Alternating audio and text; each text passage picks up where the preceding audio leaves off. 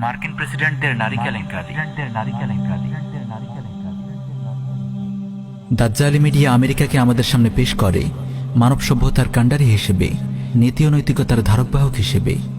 আর আমেরিকার প্রেসিডেন্টকে দেখানো হয় গোটা বিশ্বের অভিভাবক রূপে। অথচ গোটা পৃথিবীতে তাদের দেশেই নারীরা সবচেয়ে বেশি ধর্ষিত ও নির্যাতিত হয়।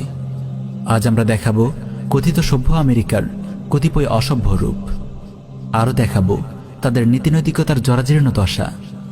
কথিত সভ্য আমেরিকার এমন অসভ্য রূপ দেখে আপনি হয়তো খুবই অবাক হবেন। 2013 সালে প্রকাশিত দ্য ওয়াশিংটন পোস্টের এক রিপোর্টে বলা হয়, আমেরিকার শতকরা 48 জন নারীর প্রথম সন্তানটি হয় জারজ তথা হারামজাদা, এবং খুব দ্রুত হারামজাদা হওয়ার এই হার 50% পেরিয়ে যাবে। বুঝতেই পারছেন, এই পশু সভ্যতার অর্ধেকের চেয়েও বেশি মানুষ জারজ। এদের কাছ থেকে সন্ত্রাস, লামপট্য ও জুলুম ছাড়া পৃথিবী আর কী বা আশা করতে পারে?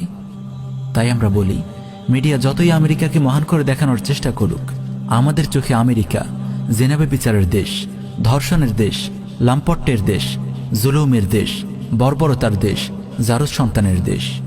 আপনি জেনে আশ্চর্য হবেন যে কেবল সাধারণ জনগণ নয়, তাদের অসাধারণ প্রেসিডেন্টরাও জেনেভা বিচার, ধর্ষণ, পরকীয়া ও লামপট্যে দেশের অন্য 10 জনের চেয়েও কম যায় না। আজ আমরা আমেরিকার কয়েকজন প্রেসিডেন্টের লামপট্যের কিছু নমুনা আপনাদেরকে দেখাবো। George Washington. জর্জ ওয়াশিংটন কথিত সভ্য আমেরিকার প্রথম প্রেসিডেন্ট। এই জর্জ ওয়াশিংটনকে তার পরিবারের জনক পরিচারিকার গর্ভের সন্তানের জনক বলে দাবি করে ওই পরিচারিকার বংশধরেরা। বিষয়টি প্রমাণের জন্য তারা ডিএনএ টেস্টেরও দাবি জানায়। Thomas Jefferson.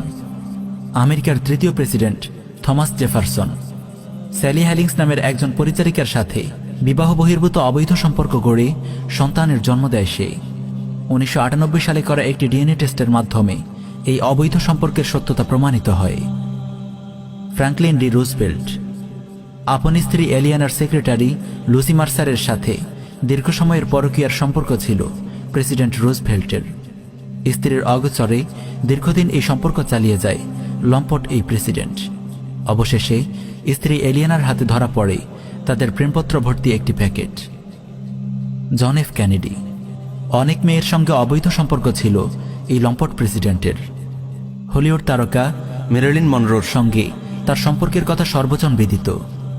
এছাড়াও অ্যাঞ্জি ডিকিনসন, মার্লিন ডিয়েত্রিস এবং স্ত্রী জ্যাকির প্রেস সেক্রেটারি পামেলা টার্নারের সঙ্গেও তার অবৈধ সম্পর্কের খবর পাওয়া যায়। George HW. বুশ বা সিনিয়র বুশ। আমেরিকার এই প্রেসিডেন্টের অবদান কেবল রক্তপিপাসু একজন নরপিচাস জন্ম দেওয়ার মাঝে সীমাবদ্ধ নয়, বরং পূর্বসূরীদের রীতি অনুযায়ী এই লম্পটটাও জড়িয়েছিল অবৈধ সম্পর্কে। তার জীবদ্দশায় 2টি অবৈধ সম্পর্কের খবর প্রকাশিত হয়। প্রথমটি হোয়াইট হাউসের কর্মকর্তা জেনিফার ফিটজগারাল্ডের সাথে, আর দ্বিতীয়টি জনক ইতালিয়ান নারীর সাথে। George W. বুশ বা জুনিয়র বুশ লম্পট পিতার যোগ্য সন্তান হিসেবে নিজের সক্ষমতা প্রমাণ করেছিল এই রক্তপিপাসু হায়েনা। পিতার কাছ থেকে পাওয়া লাম্পট্যের শিক্ষা জীবনে বাস্তবায়ন করতে ভুলেনি সে। পিতার মতো ছেলের বিরুদ্ধেও 2টি নারী কেলেঙ্কারির অভিযোগ পাওয়া যায়। দুজনের একজন হল মার্গেই ডেনিস শোয়েডাঙ্গার। সে বুশের বিরুদ্ধে ধর্ষণ মামলাও করেছিল, অবশ্য অজ্ঞাত কারণে সে পরে আত্মহত্যা করে। আরেকটি যৌন কেলেঙ্কারির ঘটনা ঘটে ট্যামি ফিলিপস নামক জনক নর্তকীর সাথে। Bill Clinton. আমেরিকার প্রেসিডেন্টদের মধ্যে যৌন কেলেঙ্কারির শীর্ষে আছে বিল ক্লিন্টন। যুক্তরাষ্ট্রের 42তম এই প্রেসিডেন্টের সঙ্গে হোয়াইট হাউসের কর্মচারী মনিকা লিওনস্কির যৌন কেলেঙ্কারির ঘটনা জনসম্মুখে প্রকাশিত হয়। এই ঘটনাকে কেন্দ্র করে ইমপিচমেন্টের মুখোমুখি হতে হয়েছিল এই লম্পট প্রেসিডেন্টকে। এছাড়া Paula Jones, Jennifer Flowers, Kathleen Willey, Elizabeth Ward Gracen এবং জুয়ানিতা ব্রোড্রিকের সঙ্গেও তার অবৈধ যৌন সম্পর্ক ছিল। এমনকি তার স্ত্রী হিলারি ক্লিন্টন যখন প্রেসিডেন্ট প্রার্থী হিসেবে লড়াই করছিল, তখন প্রতিদ্বন্দ্বী প্রার্থী ডোনাল্ড ট্রাম্প হিলারিকে ধরাশয়ী করার জন্য বলেছিল, যে নারী তার স্বামীকে সন্তুষ্ট রাখতে পারে না, সে আমেরিকার জনগণকে কিভাবে সন্তুষ্ট রাখবে। Donald Trump. পূর্বসূরীদের লাম্পটের ইতিহাসকে আরও সমৃদ্ধ করতে এগিয়ে আসে যুক্তরাষ্ট্রের 45তম রাষ্ট্রপতি ডোনাল্ড ট্রাম্প। অসংখ্য নারীকে ধর্ষণ ও যৌন হয়রানির অভিযোগ রয়েছে এই লম্পট প্রেসিডেন্টের বিরুদ্ধে। এই লাম্পটের কথা সে গোপনও করত না, খোলাখুলি বলতো। এমনকি নিজের মেয়েকে নিয়েও সে পশুসুলভ মন্তব্য করতে দ্বিধা করেনি। ইভাঙ্কা যদি আমার মেয়ে না হতো, তার সঙ্গে হয়তো আমি প্রেম করতাম। কত বড় নষ্ট ও ভ্রষ্ট হলে কেউ নিজের মেয়েকে নিয়ে এমন নির্লজ্জ মন্তব্য করতে পারে। If Ivanka weren't my daughter, perhaps I'd be dating her. You know? Oh, it's so weird. Joe Biden. কিছুদিন পূর্বে ক্ষমতায় এসেছে আরেক লম্পট প্রেসিডেন্ট জো বাইডেন। সাধুর বেশ ধরা এই শয়তানটির বিরুদ্ধে অন্তত 8টি যৌন নিপীড়নের অভিযোগ এসেছে। নারীদের প্রতি অশালীন ব্যবহার, নারীদের স্পর্শ ও নারীদের স্পর্শকাতর অঙ্গে হাত দেয়া সহ নানান লাম্পট্য করে বেড়াতো এই লম্পট Joe Biden. Reid was among several women who said Biden had touched them inappropriately. Now threatened to undermine his bid for the White House. No, that ain't right, man. That ain't right. But it's a pattern of behavior that remains today. Those Joe Biden shoulder massages, they're like magic. You should try one. Oh, you have? প্রিয় দর্শক, সভ্যতা ও নৈতিকতার বুলি আওড়ানো আমেরিকার লম্পট প্রেসিডেন্টদের তালিকা কেবল এতটুকুতেই সীমাবদ্ধ নয়। পরিসর ছোট রাখার স্বার্থে আমরা কেবল 2-4 জনের নাম উল্লেখ করে শেষ করছি। এছাড়াও president Andrew Jackson, William Henry Johnson, John Taylor, James Garfield, Grover Cleveland, Warren Harding, Dwight D Eisenhower, Lyndon B Johnson সহ আরও অনেক বড় বড় লম্পট প্রেসিডেন্ট অতীতে গত হয়েছে।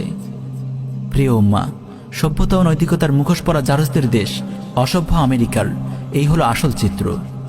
এই জন্যই তো আমরা বলি পাশ্চাত্যের পশু সভ্যতা। মুসলিম বিশ্ব হয়তো বিজ্ঞান ও প্রযুক্তিতে তাদের চেয়ে পিছিয়ে আছে, কিন্তু মানবতা, নৈতিকতা ও পবিত্রতার বিচারে এখনও মুসলিমরা পৃথিবীর শ্রেষ্ঠ জাতি। তাই এই অসভ্য পশ্চিমারা উঠে পড়ে লেগেছে আমাদের ঈমান আকীদা ও নৈতিকতাকে ধ্বংস করার ঘৃণ্য মিশন নিয়ে। তারা চায় মুসলিম বিশ্ব ছড়িয়ে পড়ুক তাদের লম্পট সংস্কৃতি। মুসলিম সন্তানরাও তাদের মতো হারিয়ে ফেলুক পিতৃ পরিচয়, কারণ তারা জানে ঈমান আকীদা ও নৈতিকতাই মুসলিম উম্মাহর মূল শক্তি।